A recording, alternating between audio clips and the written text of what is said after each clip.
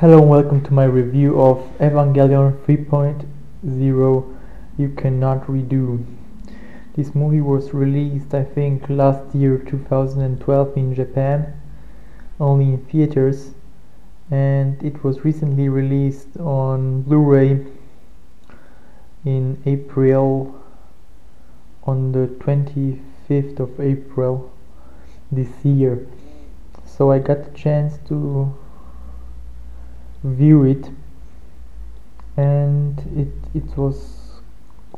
it's quite a different movie than the previous one, the 2.0 or the 2.22, because this one is also called, the Blu-ray release is also called Evangelion 3.33 You Cannot Redo, or Evangelion Quickening if you saw the preview. Now the thing about this movie is it will get a lot of people confused.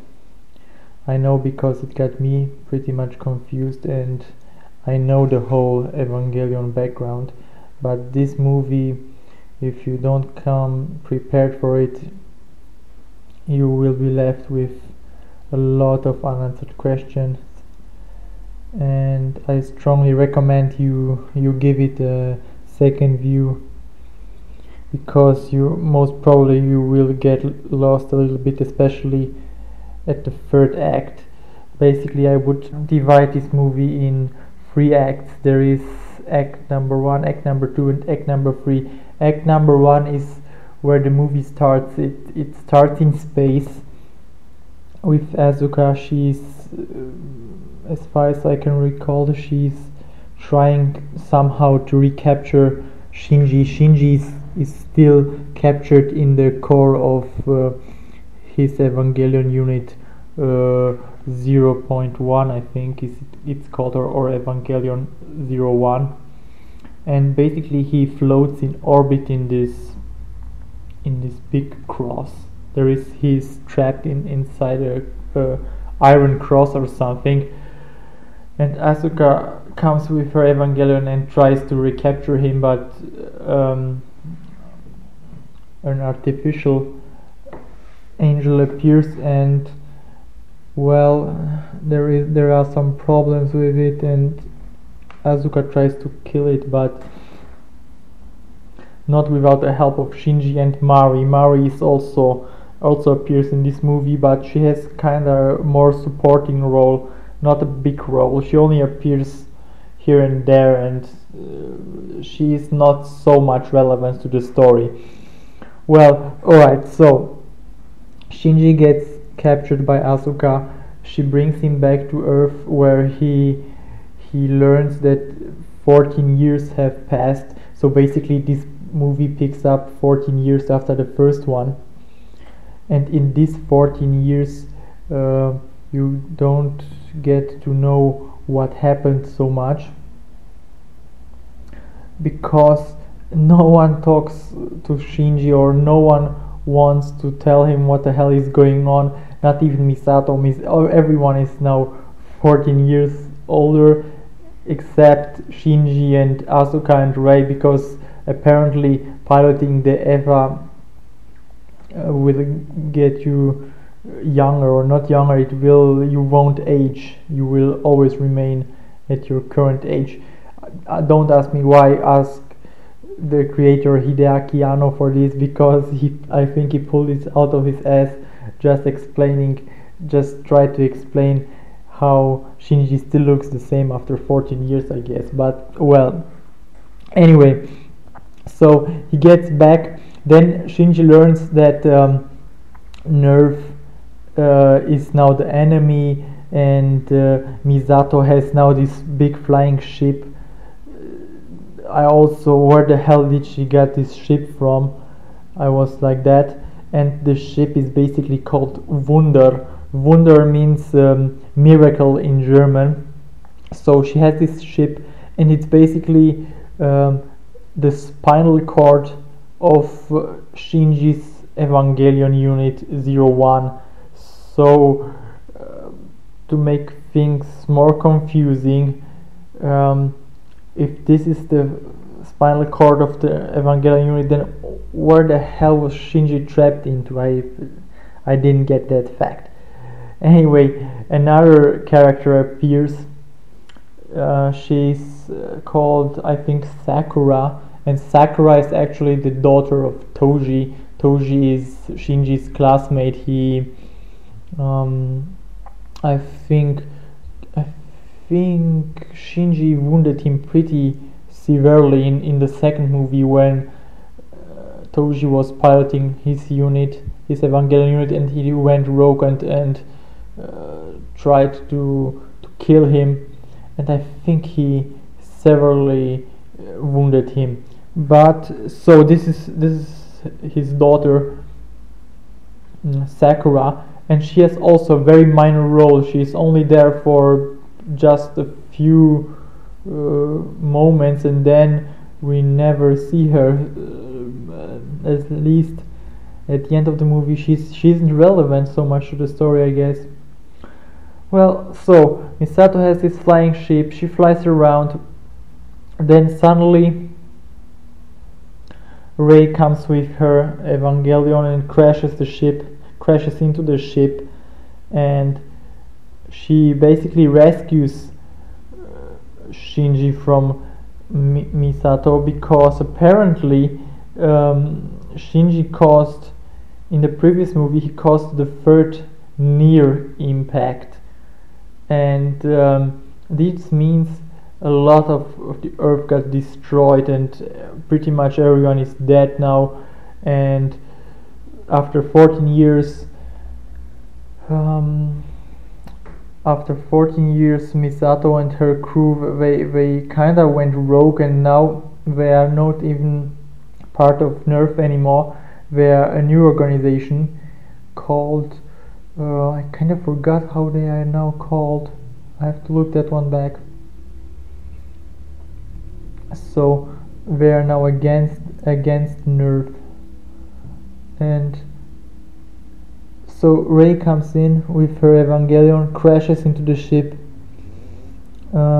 rescues Shinji, because everyone is just so hostile to he caused all this damage in the previous movie, even though it's so funny because they made him actually pilot the Evangelion, so I don't see the problem, except that a lot of people are dead now and most of the Earth is destroyed, of course. But well, yes, and they put a collar on Shinji's neck, just in case he went rogue again, and then they can just blow off his head by just simply pushing a device.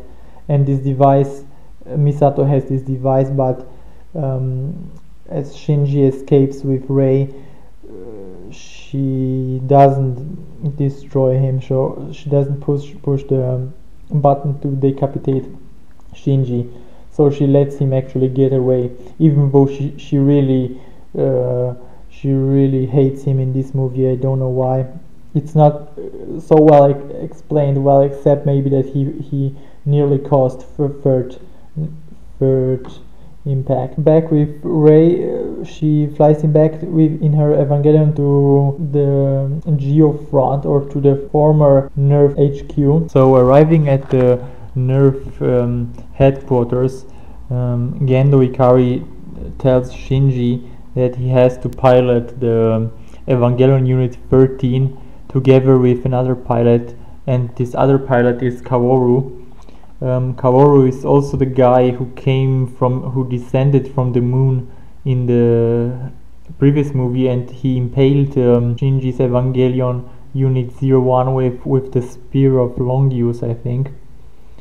And well, because we never got the explanation on what exactly happened, now we have to assume that apparently he knows what's going on, but the viewer won't get this impression. At least I was a little bit confused at this point.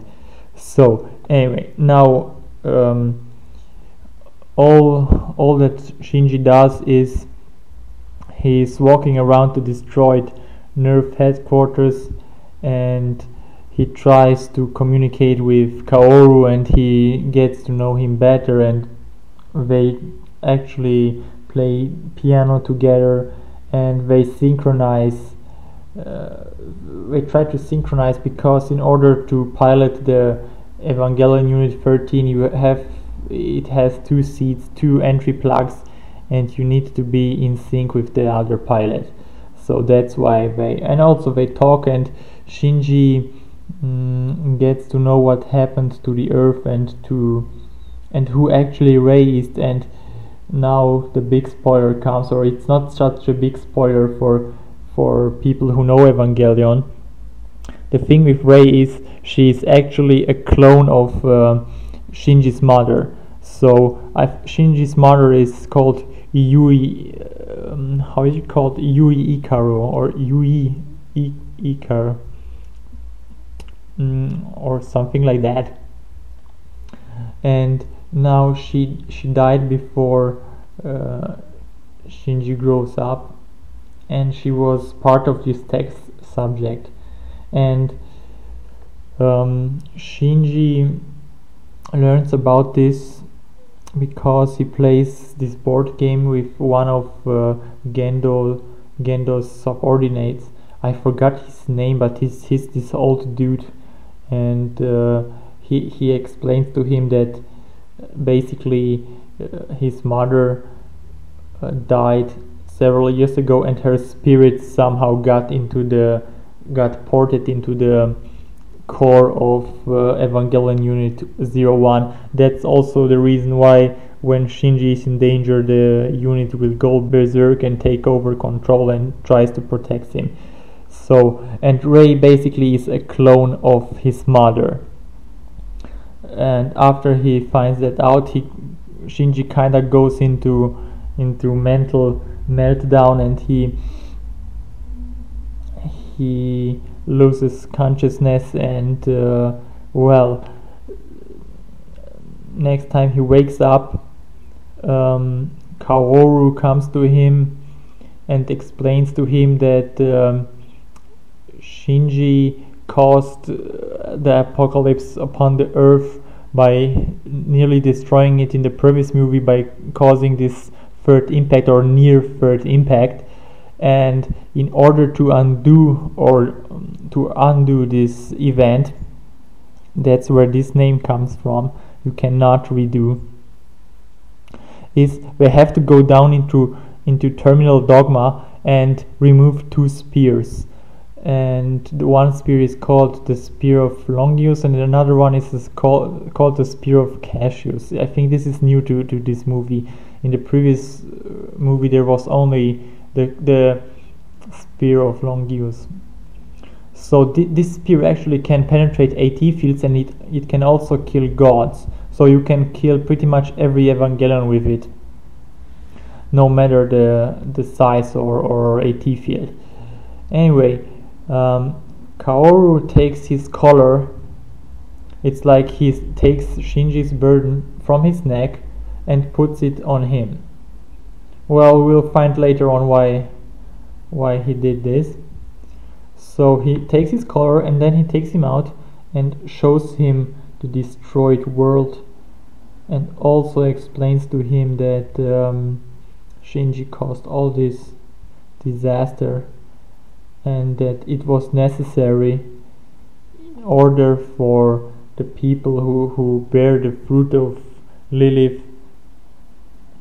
This is pretty complicated stuff. You really have to read the Evangelion lore to get this, because on my first viewing I didn't really get the whole backstory, but after a second view it makes much more sense. So basically what Shinji's father tries to accomplish is the Human Instrumentality Project, and this means combining all humans together to create a new world, or something along those lines. It's really some weird stuff Arno put us here into. So now after the big day comes, and Kaoru and Shinji board the unit 13, they descend just down to Terminal Dogma together with Rei's Evangelion. Rei comes along, of course, and there is this big shield, but they can penetrate it because apparently Unit 13 was designed to penetrate this shield. So they go down all down to Terminal Dogma, where Lilith's corpse lies, and also I think there is a prototype of an Evangelion impaled with 2 spears, and this prototype is the Mark 06, I think, or just call it Mark 6. The Mark 6 is down there with Lilith, and they are both impaled by those 2 spears. And then after that was Act 2. Act 2 is where Shinji gets to know Kaoru, and where he learns about the truth about the Earth and what happened in the past. Now Act 3 is where the real shit starts to happen. This is where most of the people will get very confused, because right now suddenly Kaoru finds out that there is something wrong with the spears. Apparently both spears are identical, and it's not good, but we never get to know why both spears are identical. He just says there is a problem, we shouldn't take them out. And Shinji of course says, but we have to, because we have to undo what I have done in the past. And he tries to pull them out, but in that moment Asuka comes in with her Evangelion unit, and a big battle starts, where she gets support fire from Mari, which is like a sniper in this movie. She snipes from far above, and basically they fight. Asuka fights with Shinji, then she fights with Rei. Rei has a cool skite. I think she decapitates Unit Mark 6 after Shinji pulls out the 2 spears. He kind of becomes like the 13th angel or something. Kaoru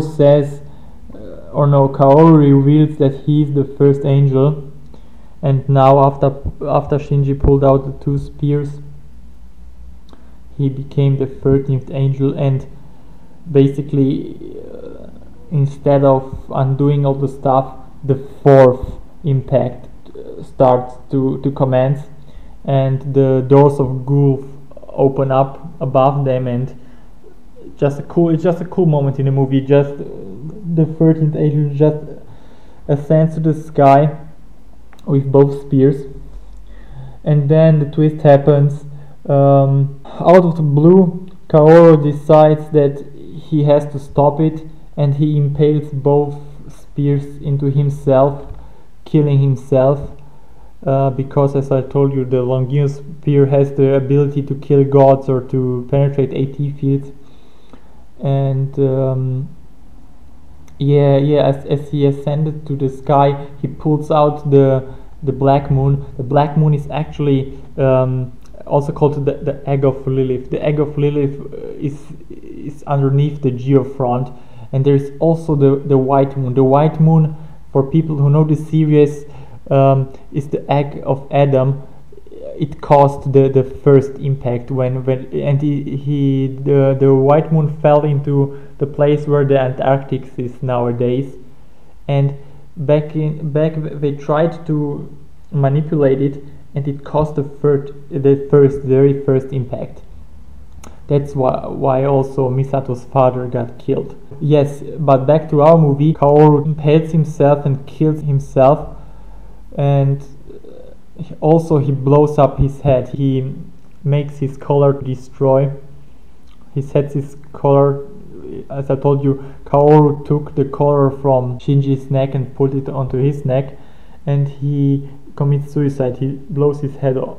So now the 13th angel is stopped. He falls to the ground, and Shinji of course went all crazy, and he becomes like a vegetable, really mentally down, and Mari comes in and picks him up in mid-air, and they fall to the ground.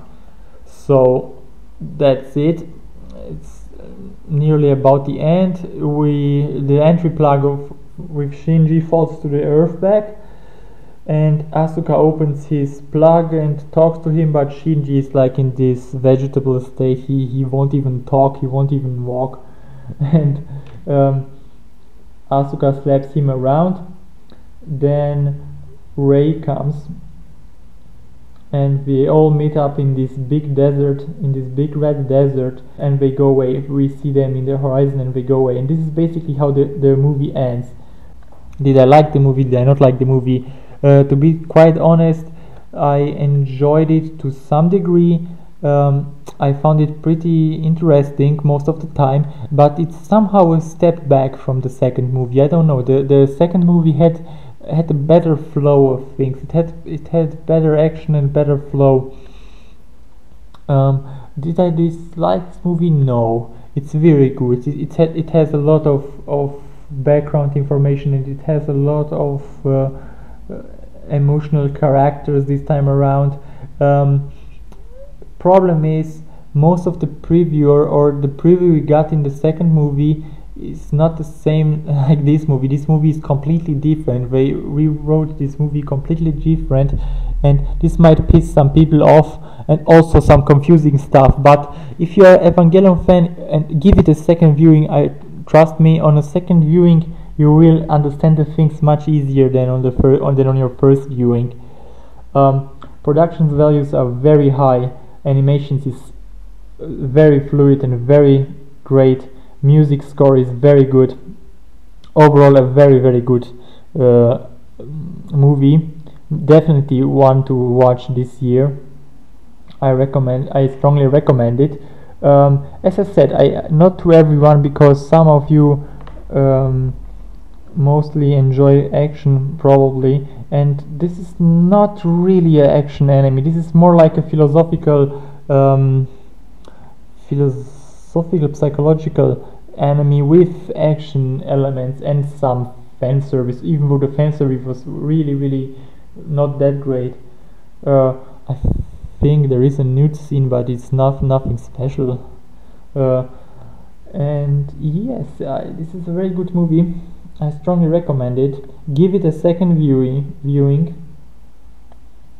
And yes, guys, check this one out if you are a fan, or even if you're not a fan. But if you're not a fan, I recommend you watch the first two movies anyway, because this one is quite heavy on story elements. So watch the previous ones first.